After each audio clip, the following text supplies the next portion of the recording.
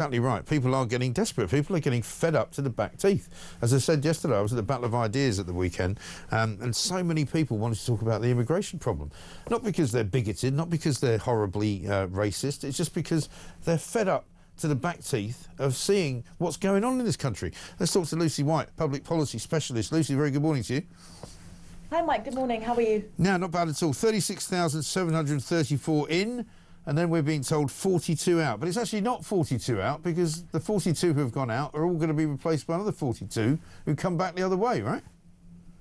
Yeah, it's all ludicrous. And I just want to let's go back in time a bit and think about how this all begun. So we know that Tony Blair from 1997 essentially opened the floodgates constitutionally through the Human Rights Act, the Immigration and Asylum Act of 1999, and the No EU Transitional Controls of 2004. And yet Tony Blair is now coming out and saying that he agrees with Kemi that asylum seekers should not be able to claim asylum, or shall we say illegal migrants. But I think it's all far too little too late. And last year, Tony Blair actually admitted that his policies created huge strains on communities. And yet, if we look at his track record, in 1997, when he first became Prime Minister, there were 48,000 net migration of 40,000. By the time he left, it was 237,000, i.e. 5 times more. And then that's just escalated under the Tories to 906,000 net migration in 2023. So I think, you know, Kemi Badenoch and Tony Blair coming out and talking about asylum, it's just far too little too late. Yeah, it really is. I mean, we've got Shabana Mahmood today being corrected by Twitter, believe it or not, when she put out a tweet at the weekend talking about how they've returned something like, 35,000 people to places where they came from, even though supposedly, they didn't have any right to be here. And the correction, which is embarrassing for her, you would think, says basically the government has detained and removed 35,000 people, but actually the real number is only 9,000 because the actual number of enforced returns was 9,072, and the rest of the people out of the 35,000 went home voluntarily. Yeah, exactly. Well, I do believe that a lot of these illegal migrants do need to start going home voluntarily, at least partially because our government are so incompetent or unwilling to do anything about it. And again, if you go back to Tony Blair was the one who, under the Human Rights Act of 1998, he actually enshrined the ECHR into British law. So it all goes back to Blair. And, the irony of Tony Blair coming out, as I say, talking about how asylum seekers should not be able to claim asylum in the UK. Well, Tony Blair has the TBI, the Tony Blair Institution, which ironically is him telling other global leaders how to run their countries when he ruined our country. So I believe that Tony Blair should devote the TBI just to remigration if he is ever to vindicate himself from what he's done.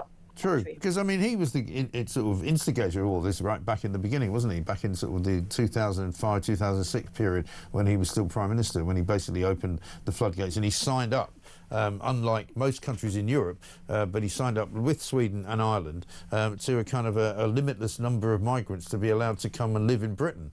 And again, he didn't have to do that, but he thought it was a good idea at the time.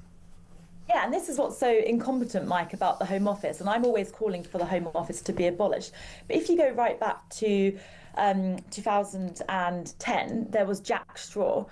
Jack Straw, who worked under Tony Blair as sort of Home Sec and Foreign Sec, he believed that there would be 13,000 Eastern Europeans working in the UK by 2010. And it wasn't 13,000, Mike, there were actually 250,000, and that is how incompetent the Home Office forecasts are. It's literally 20 times more, and that was 20 years. Well, that was back in 2010, and it goes beyond that.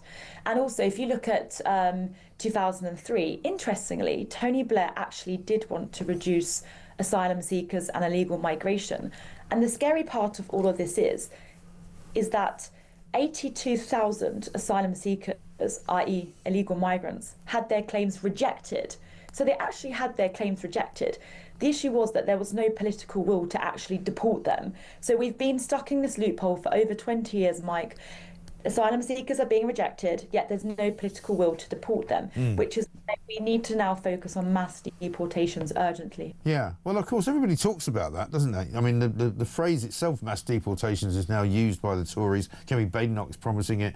You know, Labour haven't quite made that leap, but they've talked about deporting large numbers of people who will not be welcome here if they come illegally. So that means that if we look at the migrant tracker as we now know it, nearly 60,000 people have come here, just about 30 shy of 60,000 people since Keir Starmer became Prime Minister. And, you know, less than, as we say, less than 50 have gone out.